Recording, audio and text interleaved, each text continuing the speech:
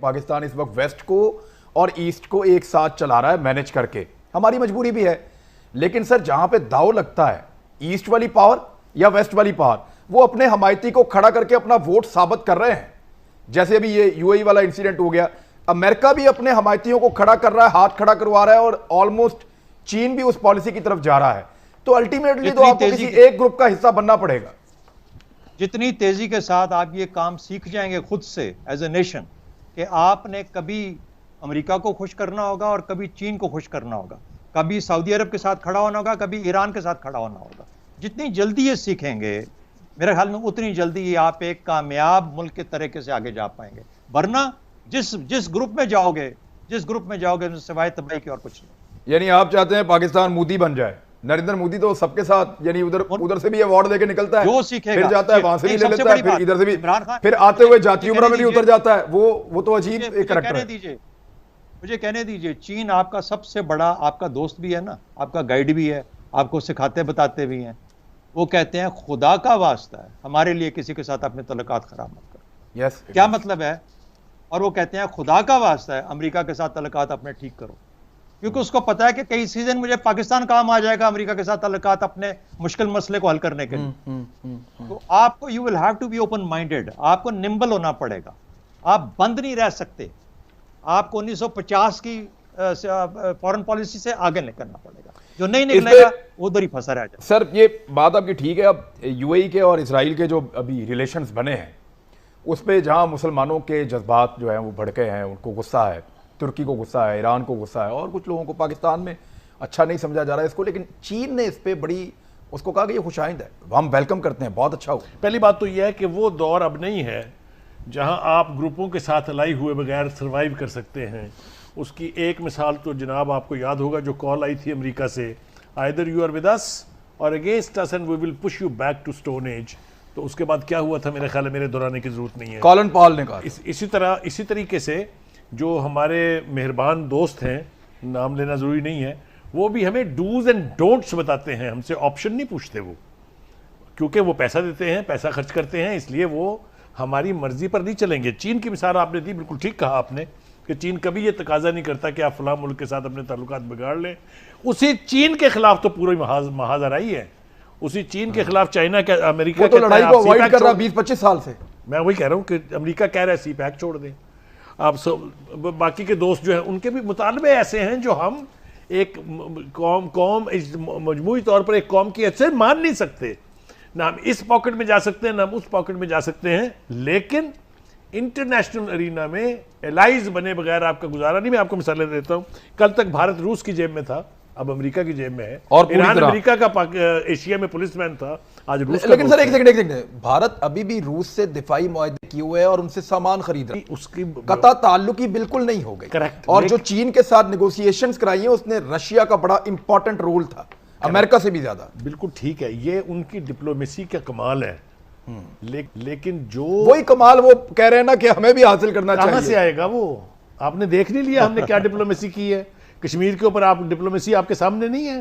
اب یہ جو یو اے ای والا معاملہ آپ کو ڈپلومیسی سمجھ نہیں آئی اپنی؟ یہ ڈپلومیسی طے کرائے گی کہ ہم انٹرنیشنل ارینا میں پلے کیسے کریں گے. ٹھیک, میں ذرا حفیظ اللہ نائی صاحب سے اسی ایشو کے اوپر. نائی صاحب دیکھیں, معاملہ تو بڑا گمبھیر ہے اور اس میں سے نکلنا بھی بہت ضروری ہے.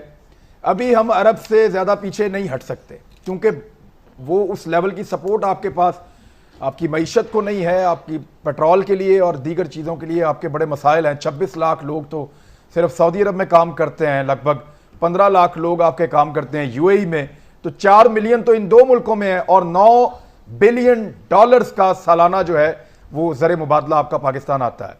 تو بڑے بندے ہوئے ہیں سر آپ. کولڈ وار ختم ہونے کے بعد, فال آف دا رشین امپائر کے بعد, امریکہ جو ہے 1987-88 میں ایسی سپر پاور بن کے ابھرا تھا کہ تاریخ انسانی اتنی بڑی فائر پاور, اتنی بڑی اقتصادی پاور, اتنی جو جس کو کہنا چاہیے کہ بالکل کاثر تھی. اور یہ سلسلہ چلتا ہے 2011-2012 تک. شاید اس سے پہلے بھی صورتحال میں کچھ نہ کچھ ارتعاش آ چکا ہو, لیکن اس کا تعین نہیں ہوا تھا کیونکہ اس وقت صورتحال باہر نہیں آئی تھی. دنیا واضح طور پہ ہمیشہ سے دو بلاکس میں رہی ہے.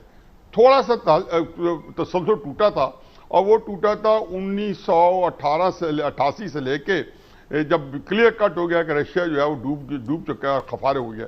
तो अमेरिका में 1991 में जब हिंदुस्तान का और रूस का, पटगोनी का और इंदिरा गांधी का 1971 का जो मुआहदा वो ख़त्म हुआ, तो अमेरिका ने एक पलक झपकते में इंडिया को अपनी गोद ले लिया, क्योंकि वो ये समझता था कि इंडिया को रख के वो रूस और चाइना का मुमकिन खतरा जो अगले 30, 40, 50 साल बाद वो देख रहा था कि शायद ये निकल के आए, तो इनको कब करने के लिए वो न्यू वर्ल्ड ऑर्डर सारी चीज़ें, फिर project for the new American century शुरू किया गया 1988 में। अब ये बातें तफसील तलब है, लेकिन मैं सिर्फ आपको कहता हूँ कि इस वक्त जो है ना जंप करते हुए आज के हालात में दुनिया के अंदर ये जितने आपने मुल्कों के नाम लिया ना, Israel, Saudi Arabia, UAE, India, America, ये एक कैंप है।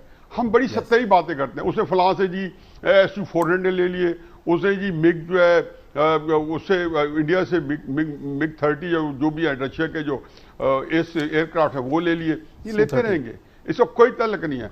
दुनिया इस वक्त, हम जो है नवाज शरीफ के वक्त में सऊदी अरेबिया ने हमारे साथ क्या सलूक किया था, हालांकि नवाज शरीफ के जाती तल्लुकात जो हैं किसको नहीं पता कि सऊदी अरेबिया कितने अच्छे थे। चाइना को हम बिगाड़ नहीं सकते कि चाइना हमारा भाई दोस्त है, और ये ग्रुप बन शहजाद चौधरी साहब को इन करें सर, इंडिया के खिलाफ उनकी शुरू की हुई बहस है, उनकी शुरू की हुई बहस है, उनको जरा समेटने दें। जी शहजाद चौधरी साहब। छोटी सी बात समेटने की, ये बात क्या है, अपनी अपनी सोच होती है हर एक की, तो मैं किसी की सोच से तो नहीं मुकाबला कर सकता, लड़ सकता, लेकिन बात सिर्फ बताने वाली ये है। नहीं, एक मिनट, आप मुझे करेक्ट ना करें, मैं आपको करेक्ट नहीं करता। I will just say what I have to से। सेकंड कोल्ड वॉर को खत्म किए हुए कितना अरसा हो गया जी? 89 में खत्म हो गई। अच्छा, अब कम से कम 30 साल 31 ईयर्स हो चुके, 31 ईयर्स हो गए। 31 साल में दुनिया नहीं बदली, सोचने की बात है। अच्छा, 2000 साल में वो टेलीफोन आया था जिसने कहा था इधर यू आर विद अस और अगेंस्ट अस, और विद अस और नॉट अगेंस्ट विद अस।